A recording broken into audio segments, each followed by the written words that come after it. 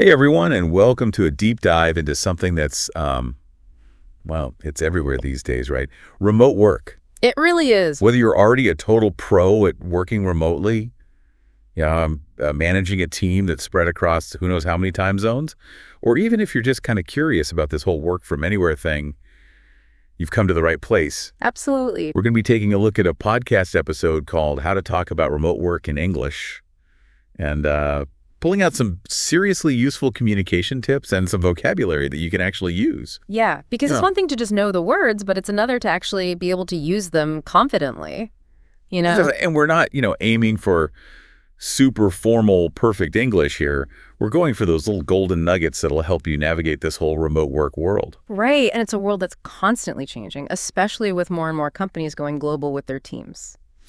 So that brings up a good question. Why is it so important to really master the language of remote work? Is it just about sounding, super professional? It's definitely more than that. I mean, think about it.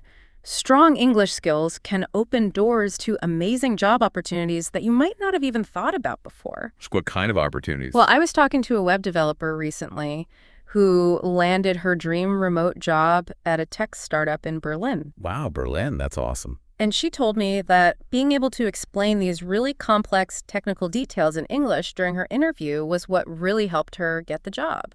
That's so cool. I mean, it really shows you the power of being able to communicate clearly. It really does. And that makes me think about all those incredible online resources out there, for professional development, all those webinars and courses. Oh, yeah. So much of that stuff is in English. Right.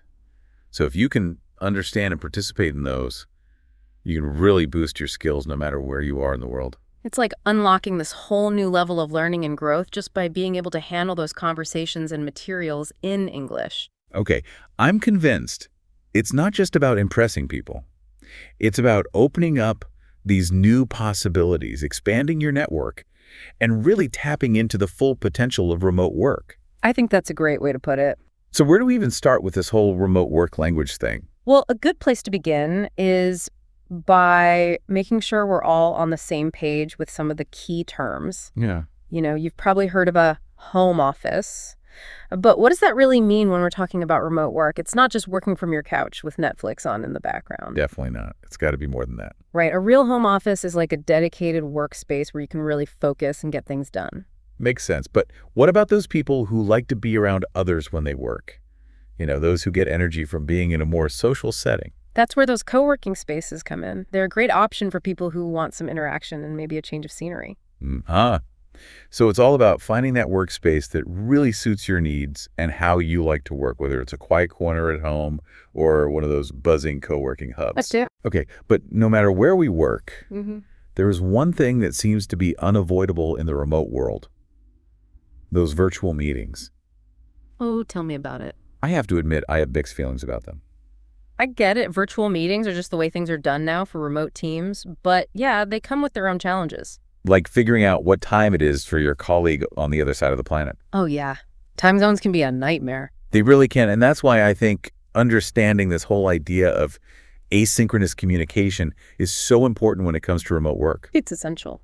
So tell me more about this asynchronous communication thing. Why is it so important for remote teams? And what are some examples of it? Basically, it means being able to communicate effectively without everyone needing to be online at the exact same time. Oh, I see. Things like emails, project management tools like Trello or Asana, or even just leaving a message on Slack. Okay. It gives everyone that flexibility to work when they're most productive and respond when they can without feeling pressured to reply immediately. So it's like a secret weapon for dealing with those tricky time zone situations and making sure everyone's schedule is respected. You got it. But even with the best tools and strategies out there, there's another big challenge that a lot of remote workers face, and that's distractions.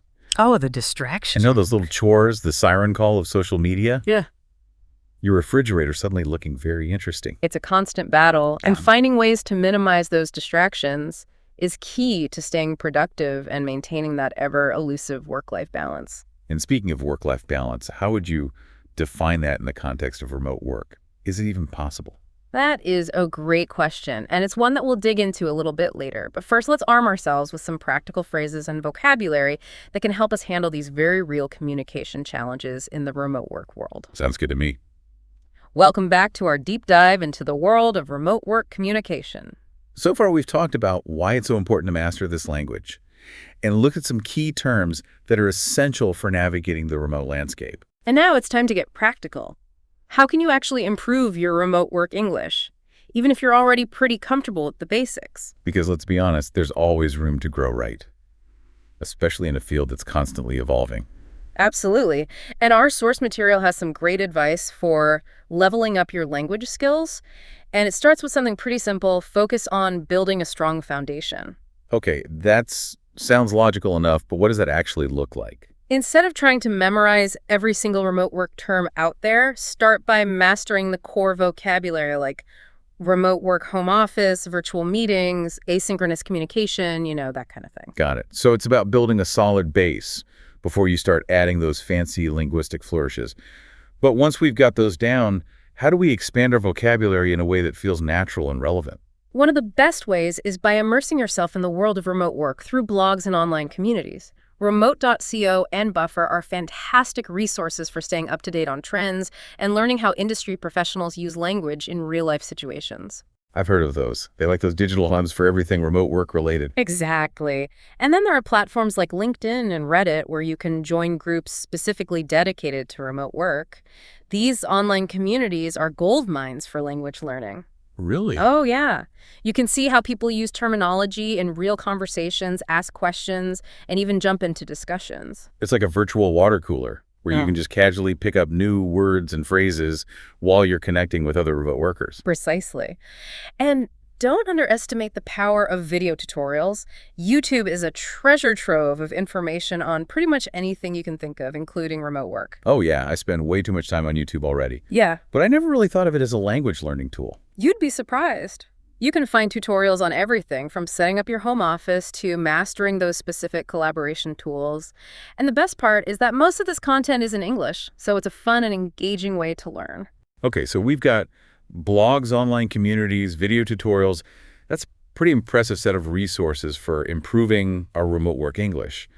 But what about the potential pitfalls? I mean, we all make mistakes, right? Yeah. Especially when we're trying to navigate a new language or field. Of course we do. And the world of remote work definitely has its own set of linguistic landmines. But don't worry, we're here to help you avoid those tricky situations. I'm all ears. What are some of the most common mistakes people make? One that trips up a lot of people is confusing remote work with freelancing. While there's definitely some overlap, they're not exactly interchangeable. Right. Can you break down the difference for us? Sure. Remote work simply means working from a location outside the traditional office. It can involve being employed by a company or working independently. Freelancing, on the other hand, specifically refers to working independently for multiple clients, often on a project basis. So a freelancer could be a remote worker, but not all remote workers are freelancers. You got it. It's a really important distinction. Okay, that makes sense. What other linguistic traps should we watch out for? Another common mistake is using too much jargon. Not everyone speaks fluent remote work, so it's important to think about your audience.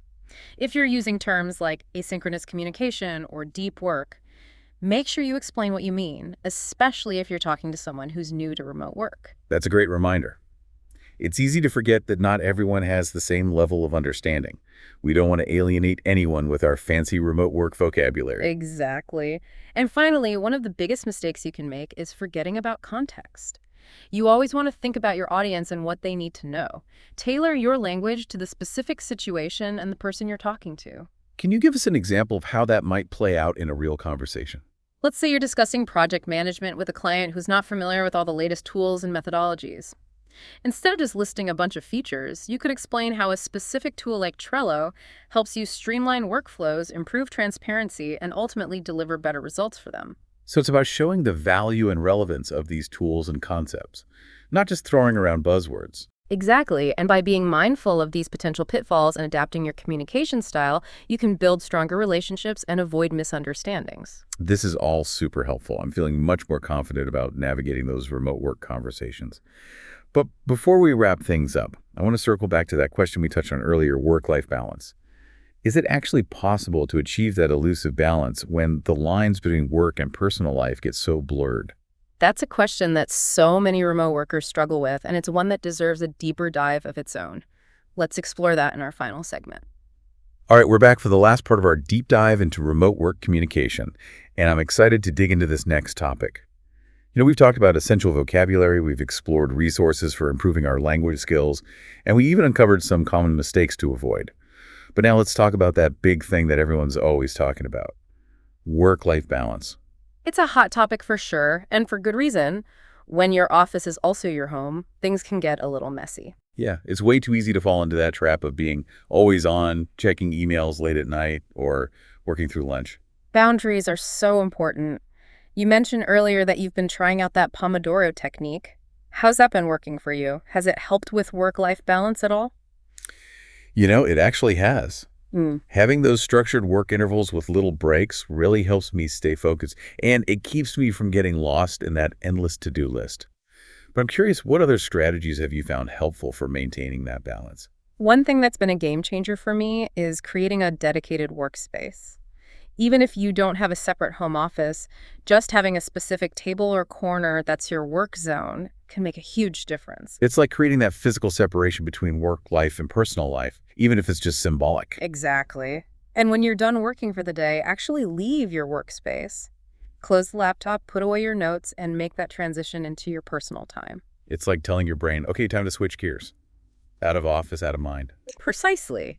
And just as important as those physical boundaries are boundaries around your time. So like setting clear working hours and really sticking to them. Yes, and letting your team and your clients know what those hours are. That way they know when you're available and when you're not, and they can respect your time off. It's so true about communication.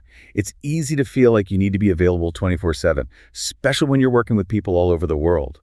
But being upfront about your availability can help manage those expectations and prevent burnout. And it's important to remember that work-life balance is a personal thing.